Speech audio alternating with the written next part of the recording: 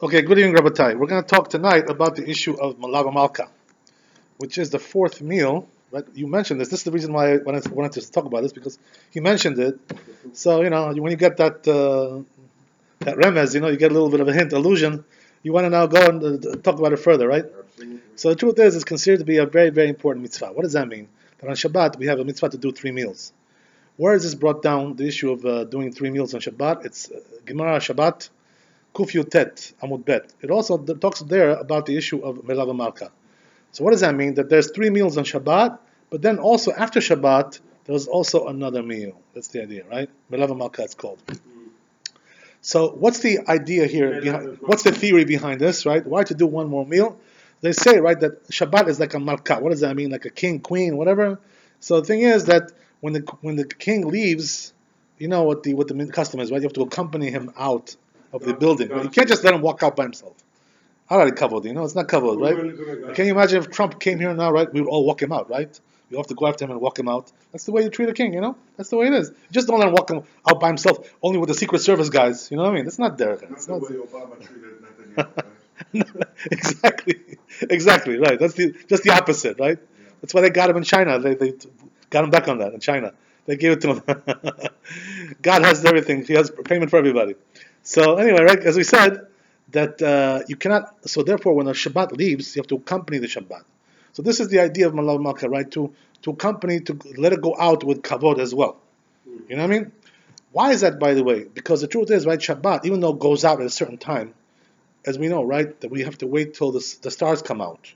Right. There's 2 different opinions, right? One is the Geonim. They say it's about 13 and a half minutes. The Shabbat already goes out after the sun goes down. Practically speaking, we wait a little bit more. But according to Rabbeinu Tam, it's 72 minutes after the sun goes down. 2 different opinions, right? Since Shabbat is very severe, so when it comes to things which are from the Torah, we try to wait until Rabbeinu Tam. Right? What does that mean to drive a car, which is from the Torah, because there's a fire in the engine. You know what I mean? Things like this. Or to light a candle to make Havdalah. So things like this, it's better to wait till Rabbeinu Tam. But things which are only rabbinical, like using a phone or, using a computer, that you don't have to wait 72 minutes. Like 20 minutes after Shabbat goes out, after the sun goes down, right? You can already start using it. After the sun goes down, right? Shkiyat Chama, you can already start using these gadgets, everything, because these are not from the Torah. These things, what? There's a fire inside there? There's no fire inside these things, right? There's some sparks sometimes. This is the reason why we're careful about these gadgets, because they do sometimes have a little spark there. It's a different discussion. We'll discuss that at a different time, right? That's a different discussion altogether. But we talked about it one time. But anyway, right? What we're saying is that Shabbat goes out. So what happens is that there's still some kedusha, some holiness left over, though. Some kind of remnant there. How long does that last? According to one opinion, it lasts all night. Motzi Shabbat, Eluach Hamas.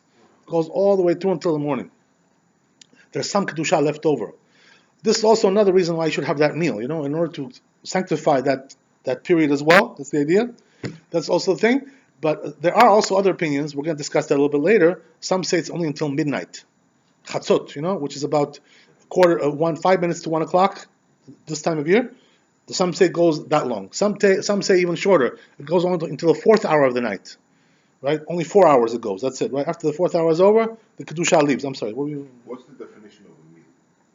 That's the idea. We're going to talk about that, right? The truth is that we said this several times. A meal means you have bread. Purmarili. Yeah. That's the idea. Also, bread is called a meal. Right. Right. Right. Yeah, Birkat Hamazon. If you have bread, you also have to say Birkat Hamazon, right? Doesn't mean you have to have a lot, by the way. Have a little bit, It doesn't have. It's not the quantity. It's the quality, right? That's the idea. That's the idea, Meal does not include meat. Not necessarily. Not necessarily. It's good to have meat. It's good, nice to have. Of course, that's the. Okay. There are some people like that, by the way. That's meal. There are some people who like to have in the morning like a dairy meal. Yeah. There are some people like that. There's nothing wrong with that per se. People in the morning they Right, but not on Shabbat. Not on Shabbat. Not on Shabbat. Some people do, some people don't. I would probably say most people, religious people, don't eat in the morning dairy in the morning. They eat meat in the morning. Cholent. They have chamin. Chushet hamadi. really? That's what they have usually right after the shul gets out. To each his own, right? Exactly. That's the idea. Whatever you like to have, But the point is, right, that there should be some bread there. What does that mean? Kazait. What is that? It's like 30 grams. Nothing. It's nothing. Small piece of bread like this, pitzki, doesn't have to have a You're lot. obligated to make the Birkat Hamazon for it. You are. For one kazait, you're obligated, right? That's the idea. For one kazait, you're obligated. So, as we said, from the rabbis, not from the Torah, right? We talked about that inside. We talked about that. Okay, so getting back to what we said. So, Melava Malka, right, there's also, according to the Kabbalah, there's some very deep significance to Melava Malka.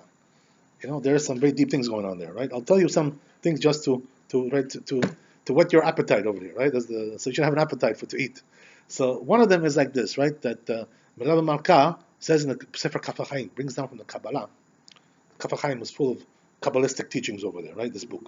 So it says over there that basically what happens is that the 3 meals that we eat on Shabbat, it's really, all the blessing comes from there, the bracha, for the whole week. You want to have a nice week, good parnasah, good blessing, eat 3 meals, right? It says in the Kaf HaChaim that what happens is that the first meal, which you eat at night, at night, that gives you parnasah for Sunday and Monday, right? The second meal in the morning, right, Friday night.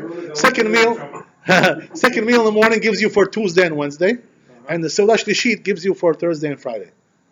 Each one gives you 2 days of parnasah. This is the idea, right?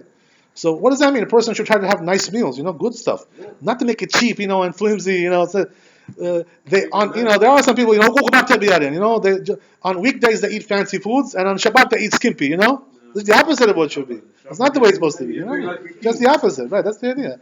On the weekdays it should be skimpy, go on a diet, lose some weight, and on Shabbat don't break your diet on Shabbat. That's the idea, right? That's the idea. Okay, right. The problem, I'll tell you, to be honest with you, one thing I have with Georgians, you find that many people, what they do is they only have like one hot meal at night, but in the morning they don't eat hot stuff. So the truth is, right, the sages said that for every meal on Shabbat there should be something hot there. So it should be the plata. We have like a plata, which is like a hot plate. And it goes on, it goes on by itself. We set it with a timer, or it just stays on all Shabbat. If you don't want it to stay on Shabbat, put it on a timer. So you should heat up something for let's say you have a bagel, right? You like to have bagels, whatever, right? So toast it on the plata, and eat toast. That's already, you're eating something hot. You're allowed to, it's already cooked, So it doesn't matter. There's no problem to toast it, right? That's the idea. You cannot do that on the fire directly, by the way. But on the plata you can do it. On the plata you can do it. Yes. That's the idea, right? That's the idea. So that's what I always do, by the way. I toast my chalot, the chalot that I have. I toast them, nice, hot, nice hot challah. Why would you want to have cold on Shabbat, right? So, whatever. That's the idea. What about the water? One more question. If you Yes. have the pot with the water, right? Yes. For a coffee. Or Yes. Yes. Electric. Or you have, I don't put it up. Yeah. If you remove it, Yeah. you can put it back or not? If you remove it, from the plata you're talking about, or from the fire? From the plata. No, not from Right. I'm talking about shower. Really, the truth is that if you just removed it to use it to pour, you can put it back. Yeah, no problem, because it's still hot. Still hot. Yeah, it's still hot. But if it gets cold, that's a different story, right? That's a different issue. You know what I mean? That's a different story. But as long as it's still hot. Yeah. Yeah, no, you can pick it up. You can pick it up and put it back. No. It's no problem to put it back as long as it's still hot. Right? That's the idea. One second. Yeah, that's no problem. No problem. That's no issue with that, right? That's no issue with that. It's good to know, Baruch Hashem. So anyway, as we said, right, that a person should try to have something hot on every meal on the Shabbat.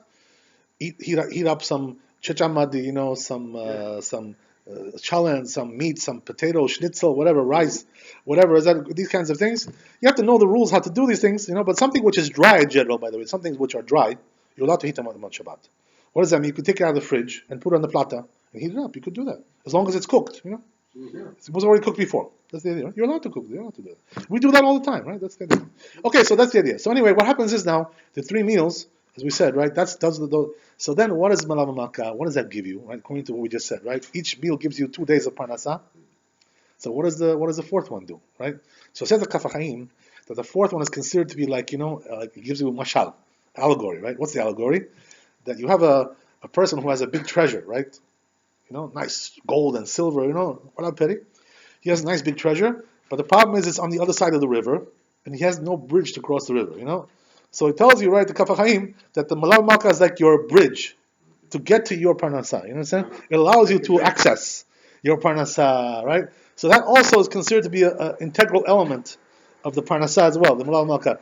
So a person who did 3 meals, he didn't do Melava Malka, it's like he has a treasure, but he can't get to it. Where what's that? You know, that's the idea.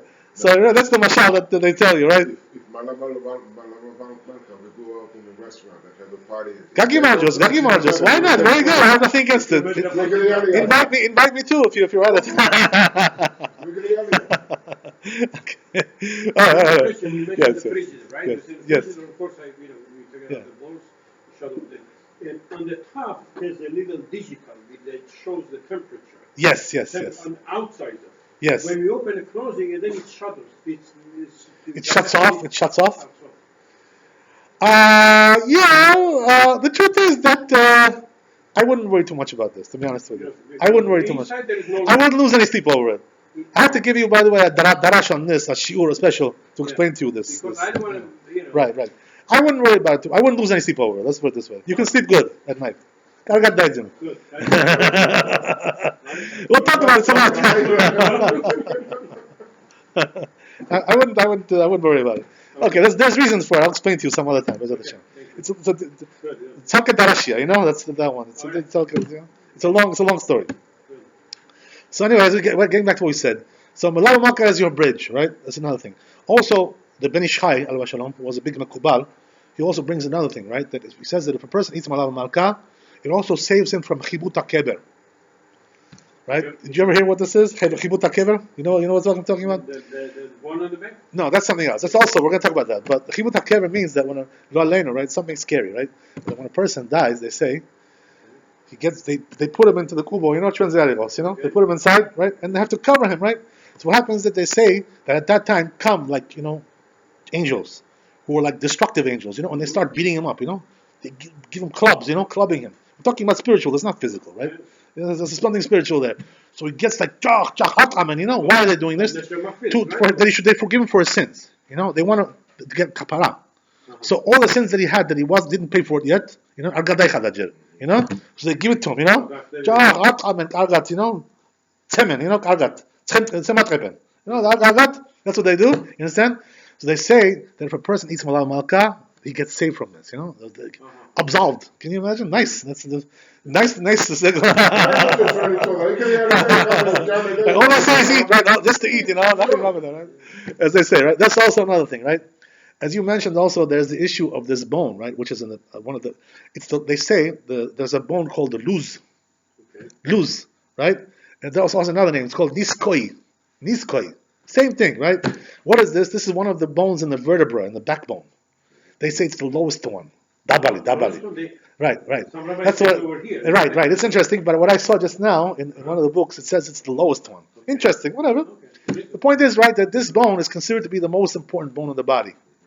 Why is that? They say, first of all, this bone is invincible. You can't destroy it. It's indestructible. So what happens is that when a person goes into the grave, Lo Aleinu, when he's there for many, many years, everything rots. That bone cannot be destroyed. It stays there forever.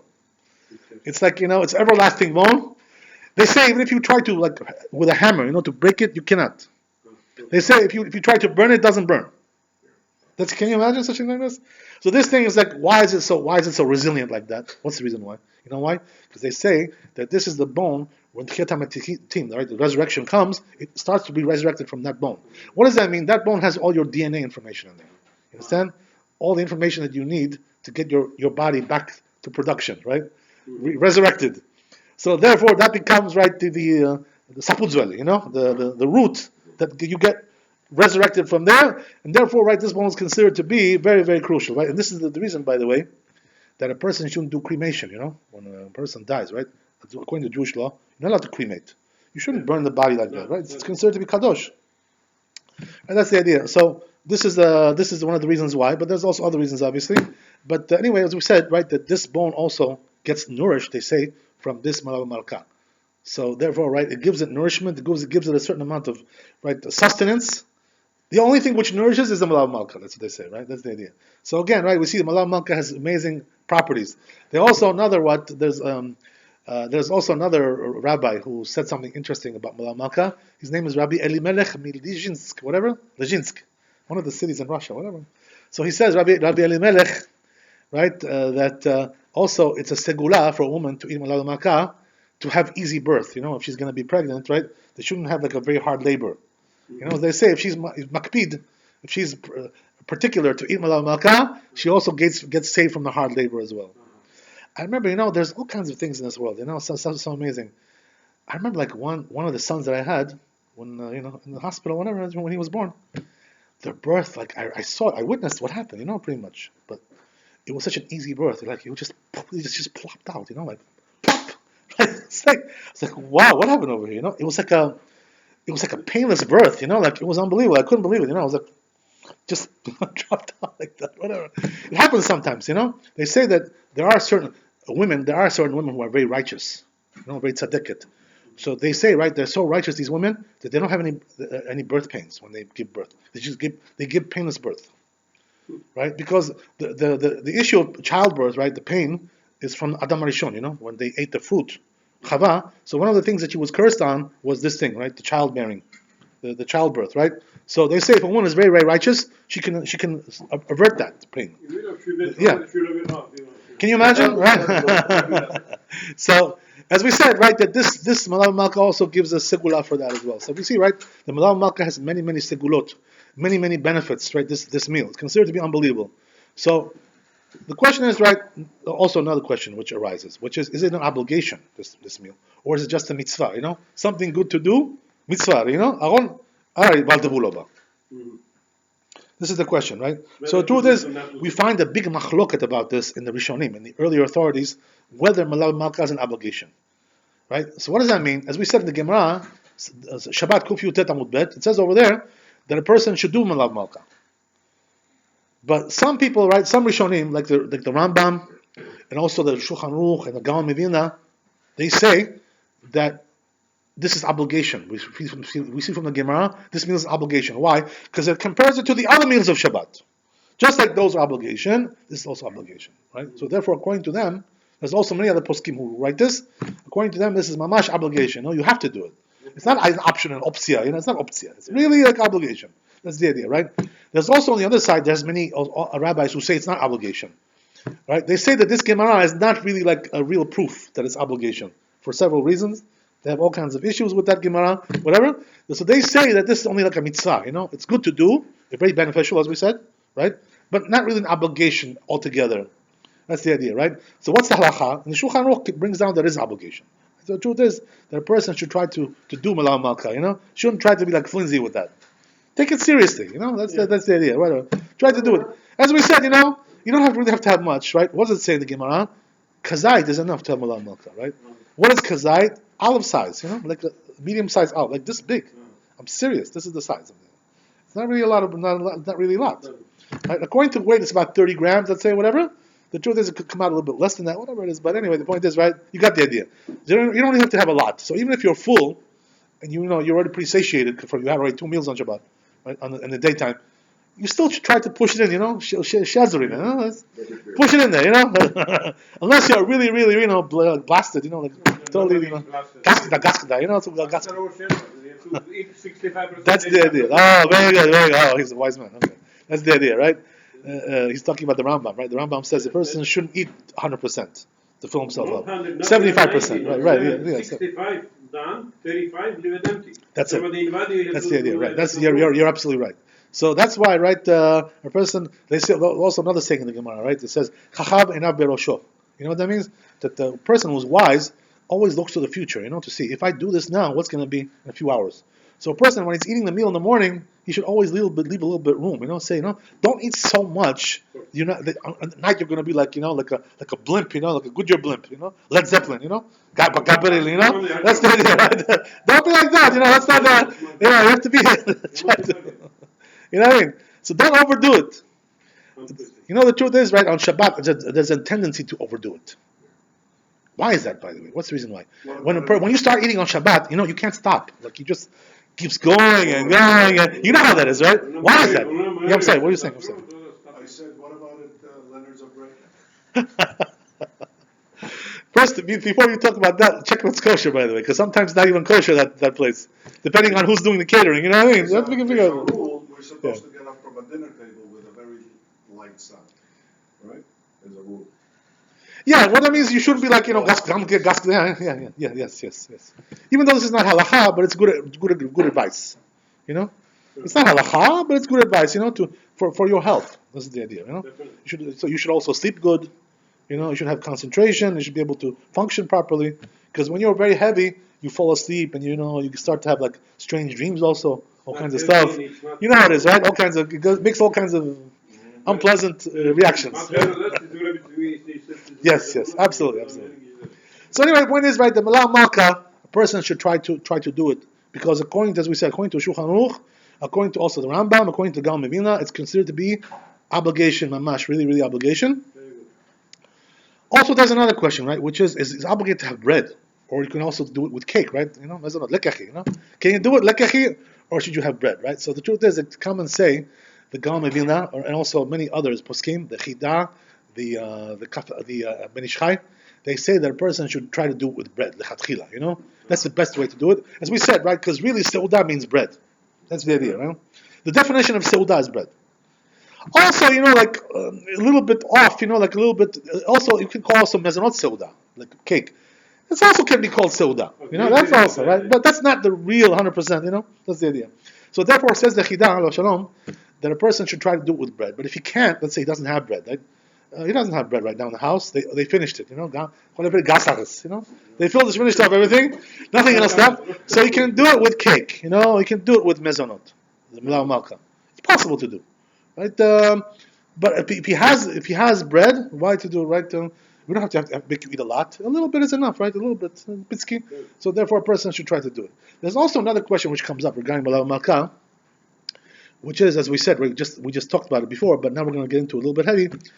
What's the last time that a person could do Milau Malka? What's the time period? The time frame, right? It's an interesting idea, by the way, because also the Seudot on Shabbat, each one pretty much has like a certain time frame, whatever. As we said, right, you're supposed to do one at night. So you shouldn't do all three of them in the daytime, and skip the night one. That's not the way to do, right? Lechatchila, you shouldn't do it like that.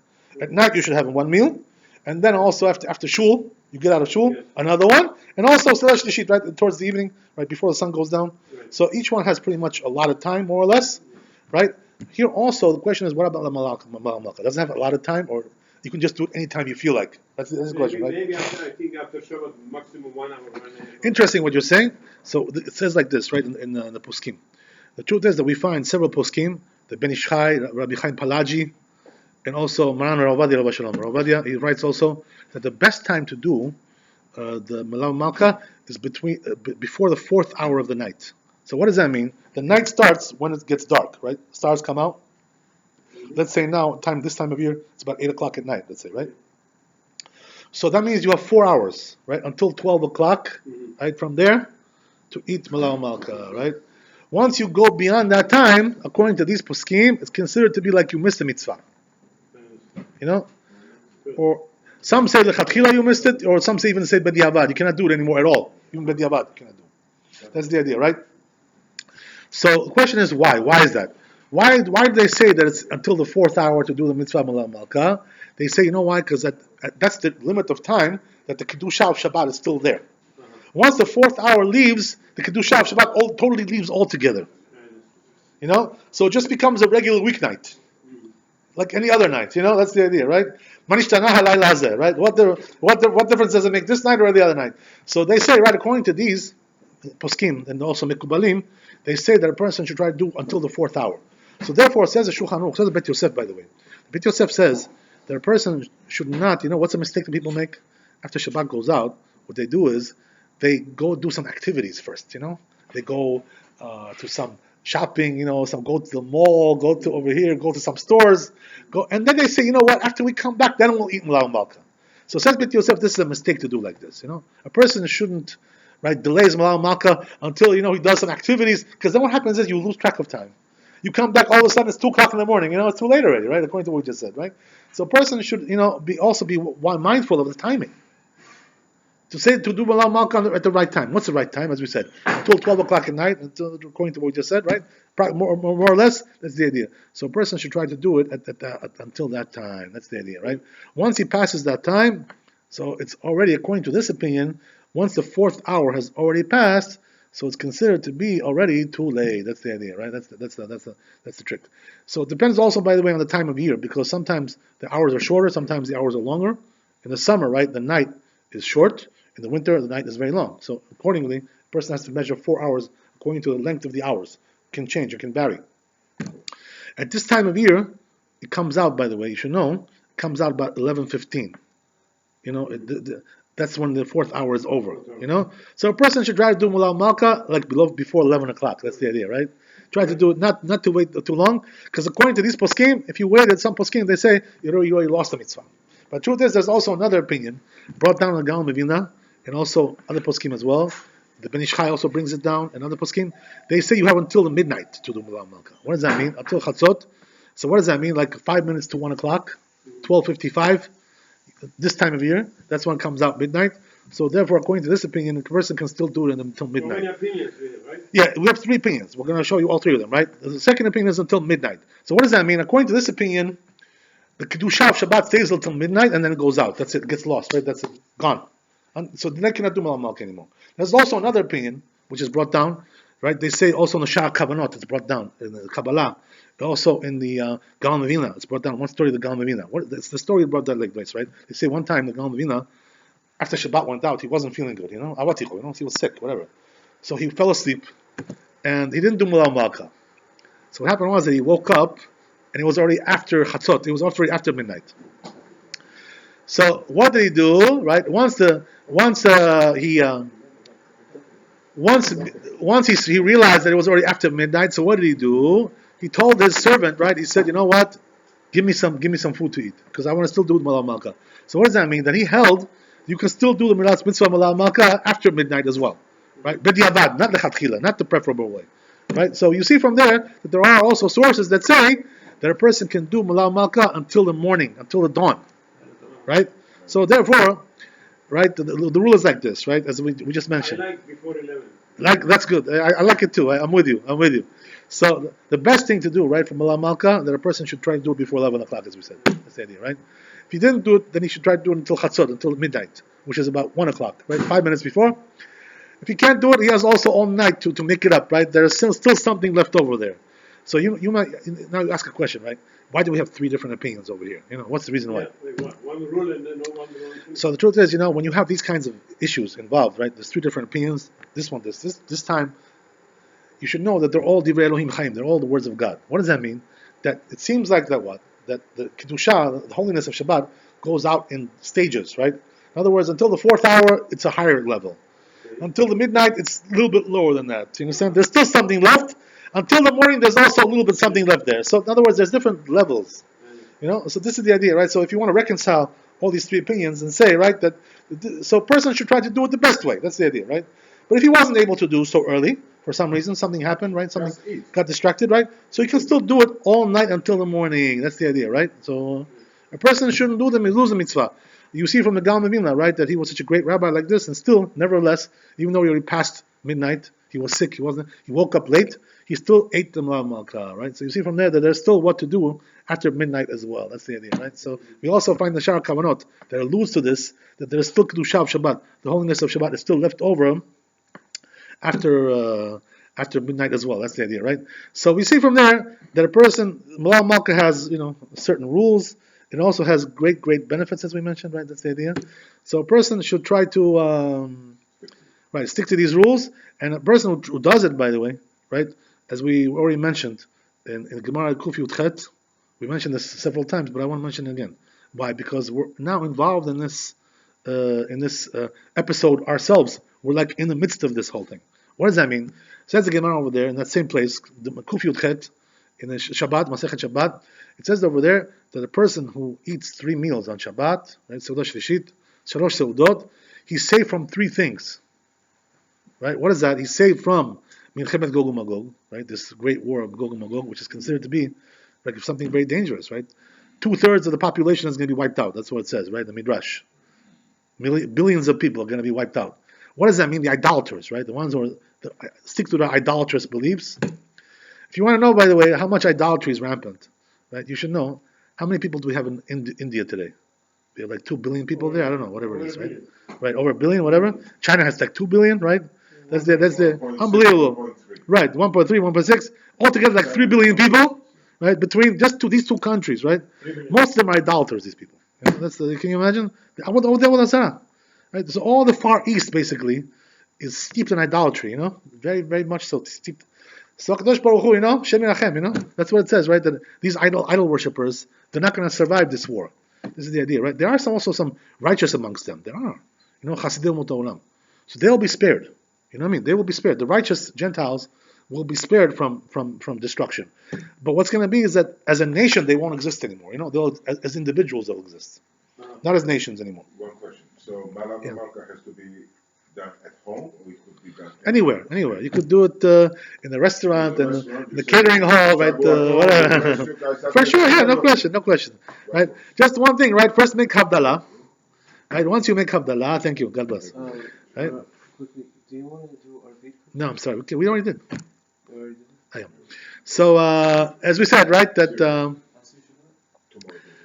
as obviously, right, we mentioned, right, that just want to say that a person before he does Malam Malka has to make Havdalah first. He's not allowed to eat before Havdalah, right? You know that, right? So a person has to be careful about that as well. So if you go to a restaurant, first make Havdalah at home, right, and then go out there, enjoy yourself, right? Have a good time. That's the idea, right? So as we said, right, that a person is saved from three things if he eats 3 meals on Shabbat. One of them, as we said, is the Mechet Magog Magog. Second one is Chevlei Mashiach. Right? What is Chevlei Mashiach? Literally, this means like the birth pangs of Mashiach, right? In other words, a woman has labor, giving birth. That labor is called birth pangs. Chevlei Mashiach. So that means that before Mashiach comes, they say it's going to be a very scary time. It's going to be a very, dangerous time.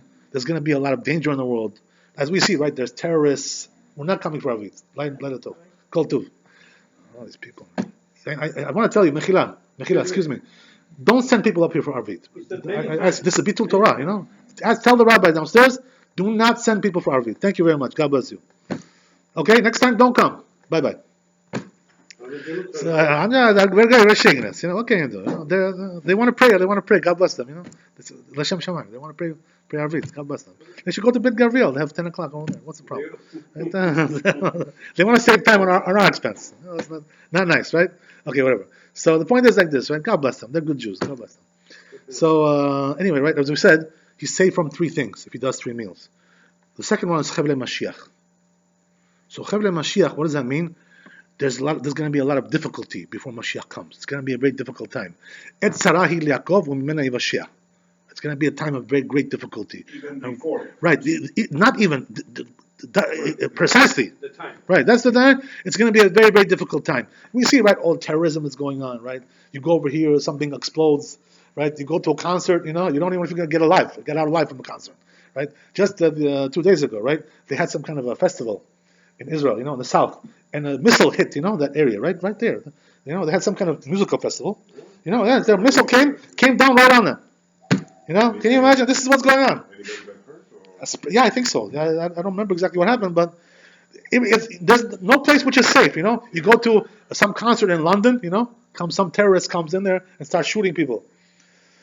Everywhere you go, the terrorists are over there. You go to school, it's terrorists. That's right, exactly. The school, the synagogue, the church. No place is safe. You understand? There's no place is safe. No, exactly. The mosque, right? You know what happened, right?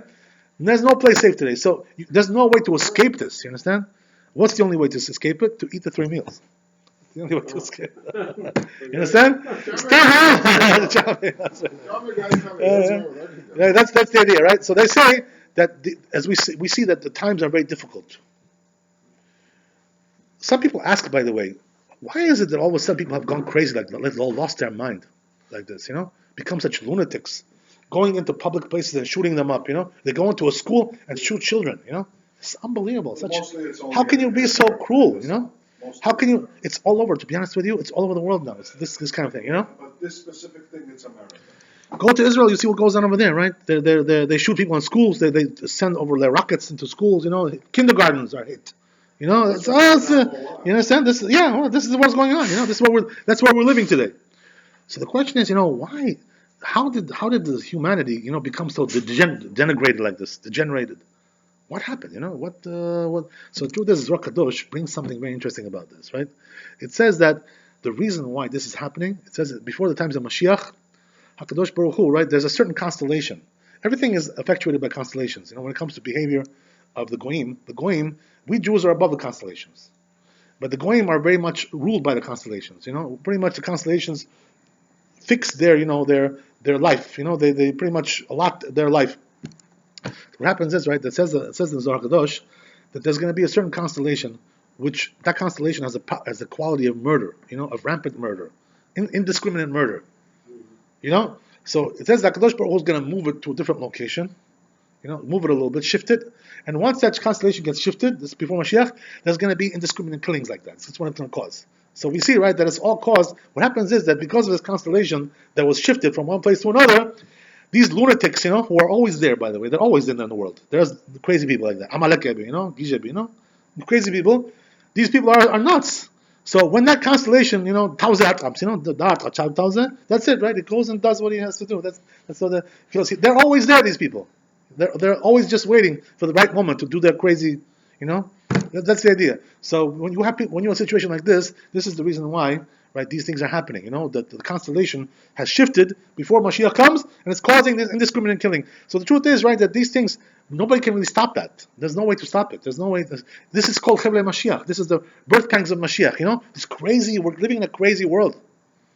No place is safe. No place, Like I remember when they had that attack in the synagogue in California. They were talking over here about bringing security and this and that, right? All kinds of things like this. No place is safe, You don't feel safe. You feel safe anywhere. The only thing which saves you. He's going to get killed the first guy. No. It's a discussion, right? It's a discussion, right? Whatever. The point is, right, that a person who eats the 3 meals is saved from that too, right? What's the number 3? Is also saved from Shibud Malchuyot. This is something which happens all the time, right? What does that mean? That the kingdoms which rule over the Jewish people, right? They do all kinds of decrees on them, all kinds of cruel decrees. What are the cruel decrees, by the way? One of them is like taking their money, taxes. They get you for an audit.